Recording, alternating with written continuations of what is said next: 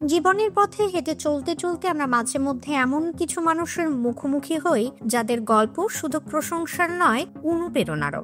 তাদের দেখে আমরা শিখি সীমাবদ্ধতা কখনোই স্বপ্নকে থামিয়ে দিতে পারে না।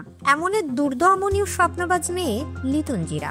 জন্ম থেকেই নেই হাত পা, কিন্তু আছে একরাশ সাহস, একগুচ্ছ স্বপ্ন আর পাহাড় সম ইচ্ছা শক্তি। যশোরের মনিরামপুর উপজেলার সাতনল খানপুর গ্রামের হাবিবুর রহমান ও জাহানারা বেগম দম্পতির মেয়ে লিটন জিরা এবারের এসএসসি পরীক্ষায় বিজ্ঞান বিভাগ থেকে সব বিষয়ে জিপিএ 5 পেয়ে উত্তীর্ণ হয়েছে। তার এই অসাধারণ সাফল্যে খুশিতে আত্মহারা তার পরিবার, শিক্ষক এবং সহপাঠীরা। গোপালপুর স্কুল অ্যান্ড কলেজ থেকে পরীক্ষায় অংশ নেওয়া লিটন জানায়, আমি চিকিৎসক হতে চাই, পিছিয়ে থাকা মানুষের পাশে দাঁড়াতে চাই। এ কথার মধ্যেই যেন লুকিয়ে আছে এক নতুন দিনের প্রতিশ্রুতি। লিটনের সাফল্য এটাই প্রথম নয়, পিএসসি ও জিএসসি পরীক্ষাতেও স্বীকৃতিতে স্বাক্ষর রেখেছে, পেয়েছে বৃত্তি।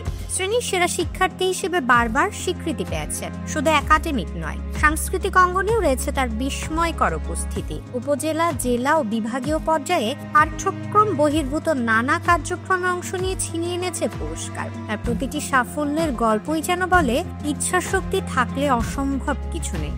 লিটন জিরা তার মুখে কলম ধরে লিখে, চোয়ালো শরীরে সীমিত শক্তিকে কাজে লাগিয়ে পড়াশোনা চালিয়ে যায়। তার জীবনযাত্রা, মনোবল আর স্বপ্ন দেখার ক্ষমতা আমাদের ভাবতে শেখায় প্রতিবন্ধকতা নয়, মানসিক শক্তি মানুষের আসল পরিচয়। তার বড় ভাই পড়ছেন ঢাকার একটি বেসরকারি বিশ্ববিদ্যালয়, আর ছোট বোন লিটন জিরা হয়ে উঠেছে এদেশের মেয়ে নয়, এদেশের অনুপ্রেরণা। এদেশের প্রত্যন্ত গ্রামে বসে এক প্রতিবন্ধী কিশোরীর এই যাত্রা আসলে পুরো জাতির জন্যই এক বড় বার্তা।